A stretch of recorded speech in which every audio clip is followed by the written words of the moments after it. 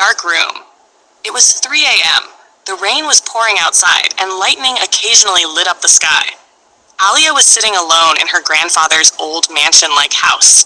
Her phone was dead, and the generator had stopped working. This was her first night alone in the house.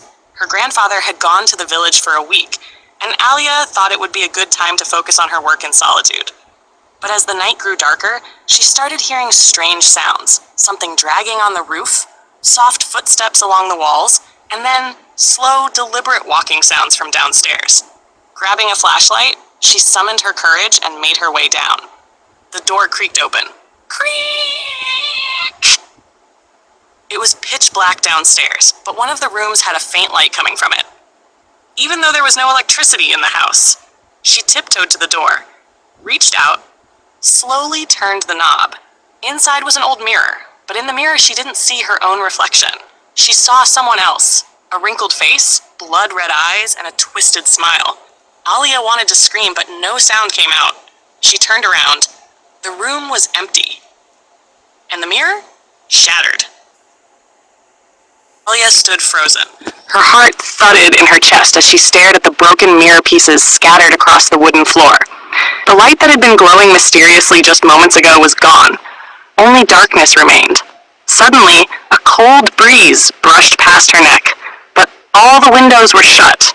She turned to leave, flashlight trembling in her hand, but as she stepped back into the hallway, her foot slipped on something. She looked down. There, smeared on the floor in a deep red, was a strange symbol, a circle with jagged lines through it, drawn as if in blood. And just beneath it, something was carved into the wood. "I see you!" Alia stumbled back, gasping. She rushed upstairs to her room, slammed the door shut, and locked it. Her mind was racing.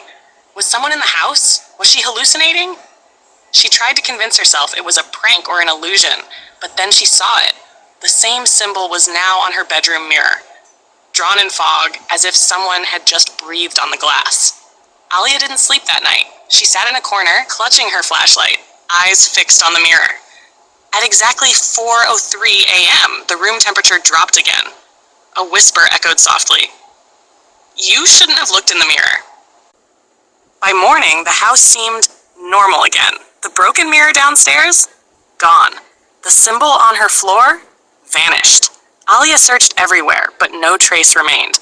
"Maybe I imagined it," she whispered, trying to calm herself. But deep down, she knew something was wrong with the house. Something old and watching.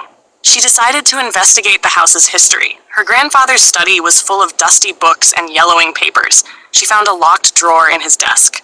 After struggling with it, she managed to pry it open. Inside was a leather-bound diary, its pages dry and cracked. The first few entries were innocent.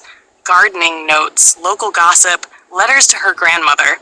But then the handwriting changed. Sharper. Uneven. Almost panicked. "The mirror is not a mirror. I saw her again last night. She smiles when I look away. I've sealed the room, but she whispers through the walls." Alia froze. She flipped to the last page. There was only one sentence. "Do not listen to her." And just then, she heard it. A voice behind the wall. Soft, broken, like an old woman whispering through cracked plaster. "Alia, come back to the mirror." Her breath caught in her throat. She stood slowly, turning toward the bedroom, but she stopped, because this time she hadn't said a word to anyone, and yet the voice whispered again. "I know your name now." Alia didn't sleep the next night either. She sat against the wall, clutching the diary, flashlight off, ears alert. Every time she began to drift, something scratched softly. Right behind her. Scratch, scratch, scratch! At 3:33 a.m., she could no longer ignore it. She stood up and walked toward the old mirror in her room. Its surface looked normal now, just her tired reflection.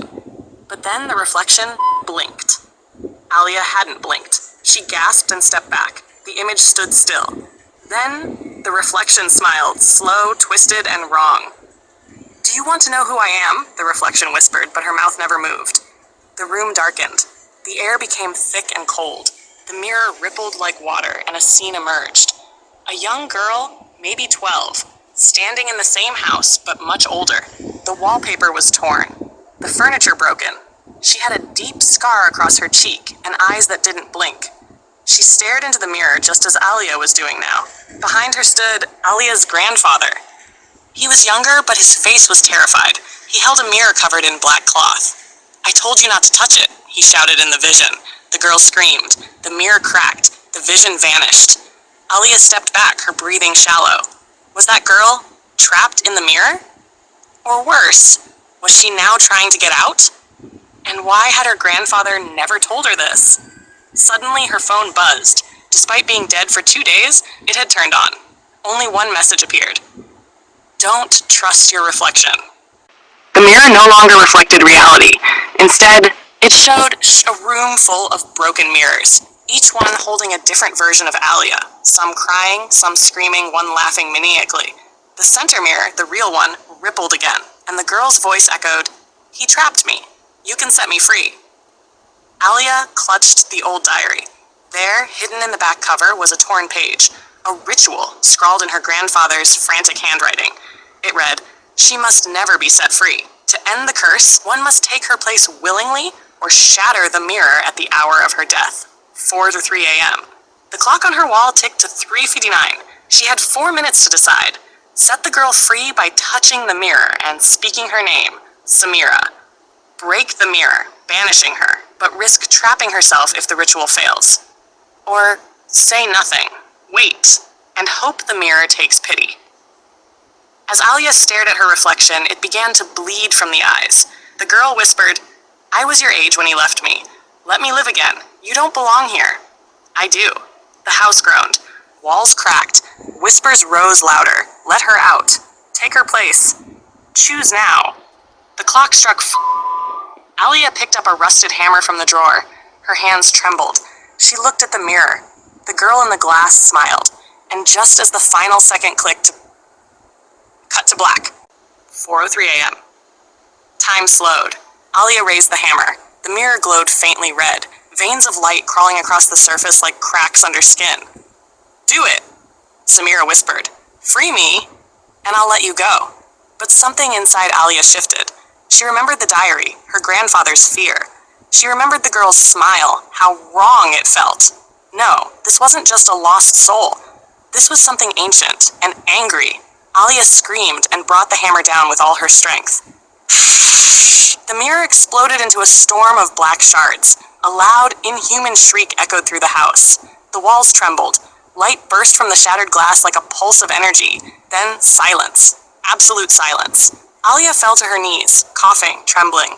The cold was gone. The whispers, gone. The house felt empty now. Truly empty. 2 weeks later, the house was sold. Alia moved out. She said nothing to the new owners, only left a small box behind in the attic.